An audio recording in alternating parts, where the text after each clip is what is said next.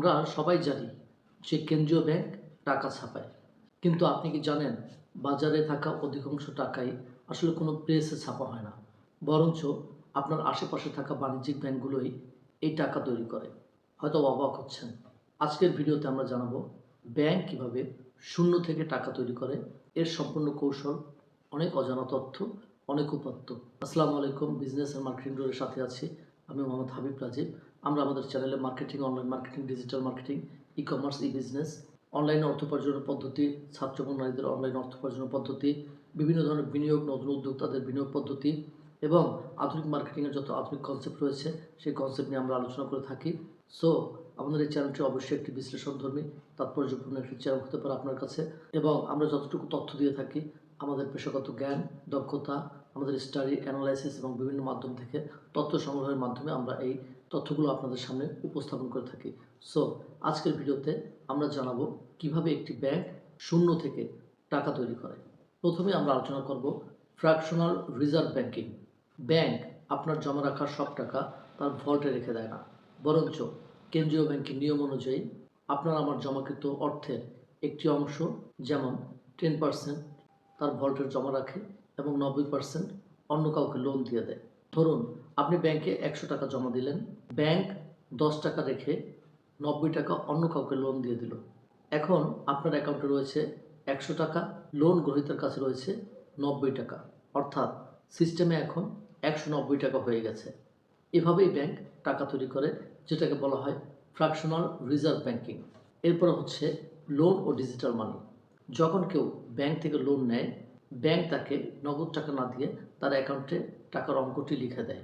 এই ডিজিটাল সংখ্যাই তখন বাজারে টাকা হিসেবে চলে। আধুনিক বিশ্বের প্রায় 95%-এর বেশি টাকা আসলে এভাবেই ডিজিটাল ফরম্যাটে তৈরি। Debit card, credit card, visa card, mobile banking সব কিছুই এই ফর্মে তৈরি।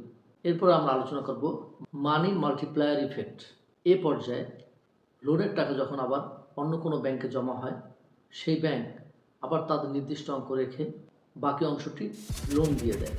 এই প্রক্রিয়া চলতেই থাকে অব্যাহতভাবে এবং অর্থনীতিতে টাকার সরবরাহ বা মানি সাপ্লাই বৃদ্ধি পায়। প্রশ্ন থাকতে পারে, ব্যাংক কেন আনলিমিটেড টাকা বানায় না বা ছাপায় না?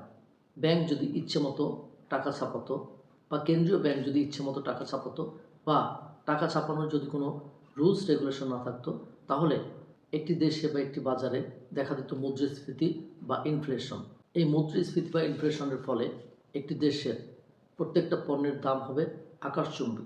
তাই কেন্দ্রীয় ব্যাংক সুদের হার পরিবর্তনের মাধ্যমে এই টাকা তৈরির প্রক্রিয়া নিয়ন্ত্রণ করে থাকে।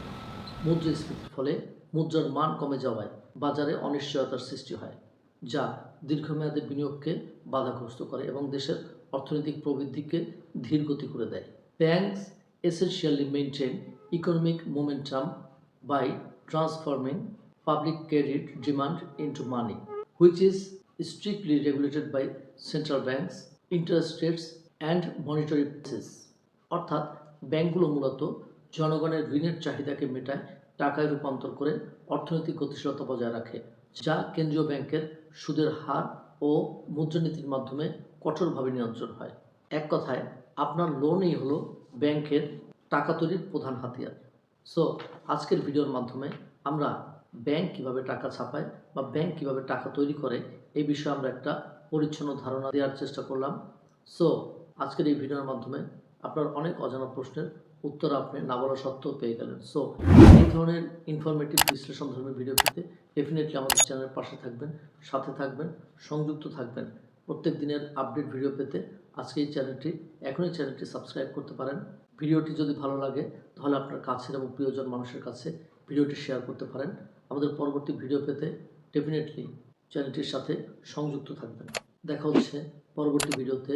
সে পর্যন্ত সকলে ভালো থাকবেন, সুস্থ থাকবেন। সকলের মঙ্গল কামনায়। আসসালামু আলাইকুম।